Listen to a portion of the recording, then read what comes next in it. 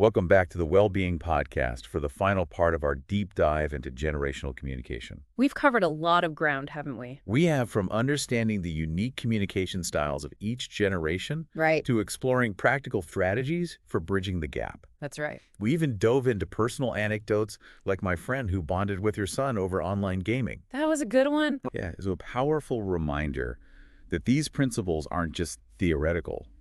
They can have a real impact on our relationships. Absolutely. So in this final part, let's take a look at the bigger picture. Yeah, let's step into the future of communication, where technology is playing an increasingly fascinating role. You mentioned some cutting-edge research in part 2. I did. What's on the horizon that could change how we connect across generations? Well, one area that's really exciting is artificial intelligence. Oh, yeah.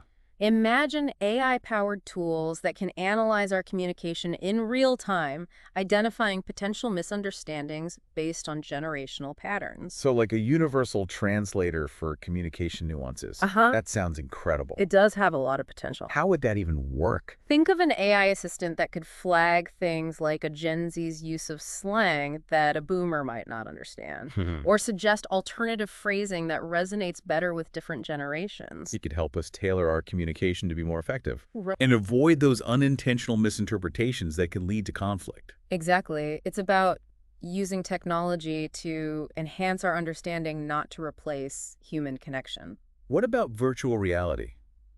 I've heard so much about its potential, but how does it fit into the future of communication, especially across generations? Well, VR has this amazing ability to create immersive experiences Yeah. that transcend physical limitations.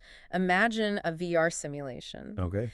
that allows a baby boomer to experience what it's like to navigate the digital world from a Gen Z's perspective. Wow, that'd be so powerful. Instead of just talking about our differences, we could actually experience them. And on the flip side, Yeah. Gen Z could step back in time, experiencing the world before the internet, gaining a deeper appreciation for the values and communication styles of older generations. It could be a game changer for fostering empathy and understanding. It's like walking a mile in each other's shoes, but virtually. Exactly. And then there's neuroscience, which is shedding light on how our brains process information differently across generations. So we're not just talking about adapting our behaviors, but actually understanding the biological underpinnings of why we communicate the way we do.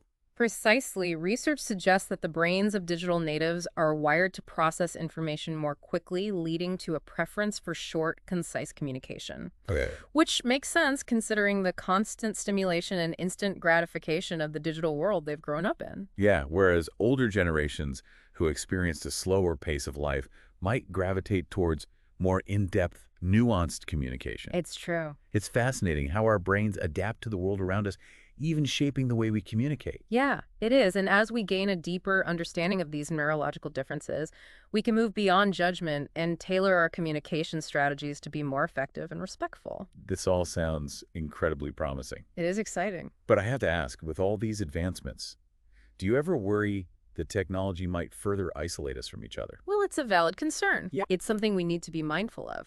The key is to use technology intentionally as a tool to enhance human connection, not replace it. So it's about striking that balance between digital interaction and real-world face-to-face connection. Absolutely. And remembering that at the end of the day, we all share that fundamental human need for connection, for belonging. So as we wrap up this deep dive into generational communication, what's the one key takeaway you hope listeners will carry with them?